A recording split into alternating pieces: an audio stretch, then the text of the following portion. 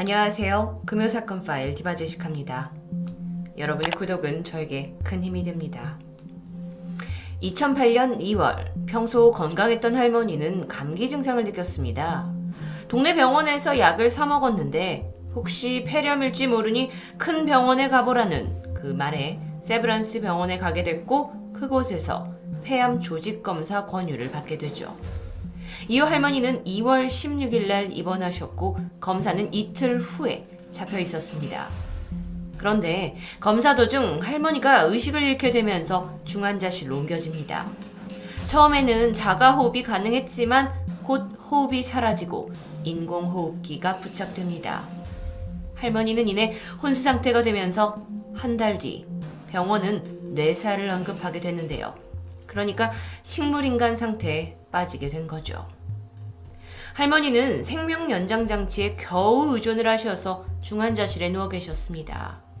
이 안타까운 상황을 초조하게 바라보고 있던 자녀들은 문득 2005년 아버지가 폐렴으로 입원했을 당시 어머니가 했던 말이 떠올랐는데요. 호흡을 기계로 연명하는 건 의미가 없어. 혹시 나한테도 그런 일이 있으면 절대로 하지 마라. 가족들은 긴 고민 끝에 어머니의 뜻을 받아들이기로 했고요. 병원 측에 연명 치료를 중단해달라고 요청합니다. 하지만 병원에서는 이를 받아들이지 않았습니다. 그러면서 마찰이 빚게 됐죠. 결국 가족들은 소송을 진행합니다. 이것이 그 유명한 김할머니 존엄사 소송입니다. 소송의 결과는 같은 해 11월에 나왔습니다. 법원은 가족의 손을 들어줬고 병원이 인공호흡기를 제거하라 라고 판결하게 되는데요. 당시 법원이 이렇게 결정을 내린 데는 두 가지 이유가 있습니다. 먼저 환자가 회복할 가능성이 없다라는 것. 이에 따라 인공호흡기 같은 각종 치료가 환자의 상태를 회복시키는데 전혀 무의미한 행위라고 판단했던 겁니다. 또 다른 이유는 환자가 했던 말, 평소 기기에 연명하는 삶이 의미가 없다라고 말했기 때문에 그녀가 자연스러운 죽음을 원했다고 볼 수 있는 것이죠. 대법원 판결에 따라 2009년 6월 23일 가족들은 할머니에게서 호흡기를 떼어냅니다. 대신 인공영양과 수액만을 공급하게 됐는데 할머니는 의식불명 상태에서 자발적 호흡으로 연명했지만 호흡기를 떼어낸 지 200여일 만에 숨을 거두게 됩니다. 그 당시 판결이 대한민국의 모든 존엄사를 인정한 것은 아니었지만 이 사건 이후 연명의료에 대한 논의가 주목을 받게 되죠. 그런데 존엄사에 대한 문제는 이 김할머니 사건이 처음이 아니었습니다. 사실 1997년에도 사회를 시끄럽게 했던 보라매 병원 사건이 있습니다. 1997년 12월 4일 서울 보라매 병원 응급실에 58세의 한 남자가 실려왔습니다. 술에 취해서 화장실에 가다가 넘어져서 머리를 심하게 다친 상태였는데요. 의료진은 긴급하게 수술에 들어갔고 덕분에 환자는 목숨을 구할 수 있었습니다. 그런데 뇌부종으로 인해서 자가호흡이 돌아오지 않았고요. 이에 인공호흡기가 부착해서 치료를 받는 상태가 됩니다. 당시 그는 이름을 부르면 눈을 뜨려고 하거나 통증을 가하면 반응을 하는 정도가 있었다고 하는데요. 의식을 조금씩 회복하는 것처럼 보였죠. 그런데 다음날 오후입니다. 환자의 아내가 경제적인 이유로 더는 치료를 할 수 없다면서 퇴원을 요구하게 되는데요. 아내는 이 남편이 금은방 사업에 실패한 후 17년 동안이나 직업이 없이 가족에 대한 구타를 일삼았다면서 사실상 남편이 살아도 가족에게 짐만 될 거라고 덧붙였습니다. 게다가 여태까지 260만 원의 치료비가 발생했는데 앞으로 나오게 될 치료비를 감당하기 힘들다고 털어놓게 되죠. 사실 이 전날 환자가 응급실에 올 때는 부인이 아닌 다른 사람이 데려온 상황이었고 긴급해서 가족의 동의 없이 병원에서는 수술이 진행된 상황이었습니다. 하지만 의료진은 그냥 퇴원을 하시면 환자가 자가호흡을 못하기 때문에 사망할 게 뻔합니다 하면서 퇴원을 반대하고 있었는데요. 그런데 아내분도 지지 않았습니다. 가족의 동의도 없이 수술해놓고 퇴원도 맘대로 못하게 하냐? 라면서 강력하게 항변했죠.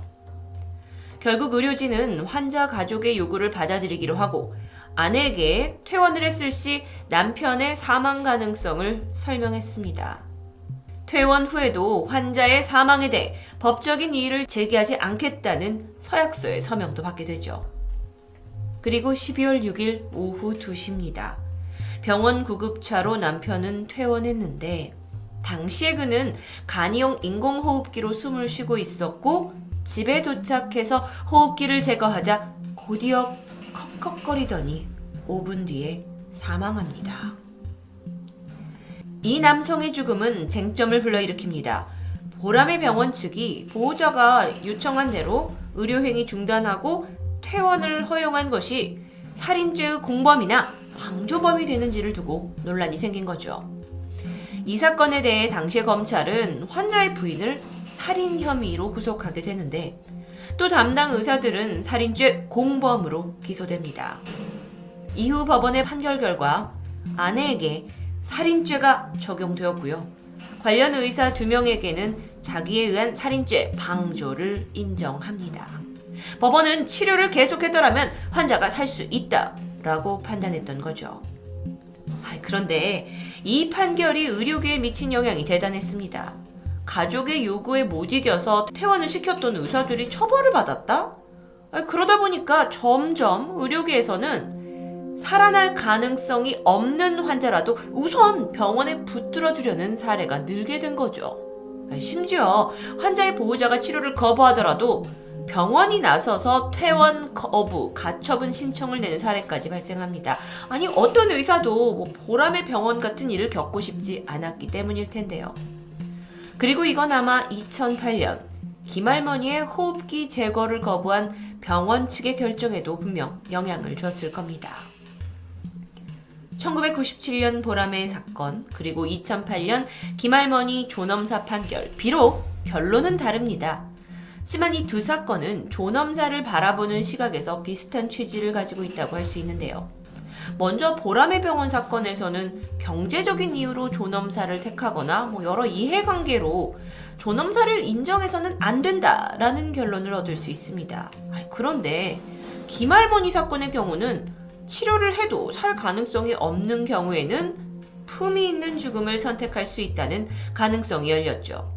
다만 분명 환자의 어떤 의사가 고려돼야 하고 정말 생존 가능성이 없는지가 엄중히 판단돼야 한다라는 조건이 붙게 됩니다.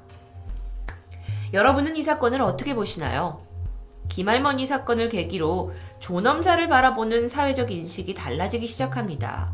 그래서 정부가 연명의료에 대해서 심각하게 생각하기 시작했고 의료계, 종교계, 시민단체를 비롯한 국가생명윤리위도 특별한 위원회를 구성해서 절차와 방법을 논의했죠. 그 결과 2016년 2월에 호스피스 완화 의료 및 임종 단계에 있는 환자의 연명의료 결정에 관한 법률이 제정되었고 2018년 2월부터 시행됩니다.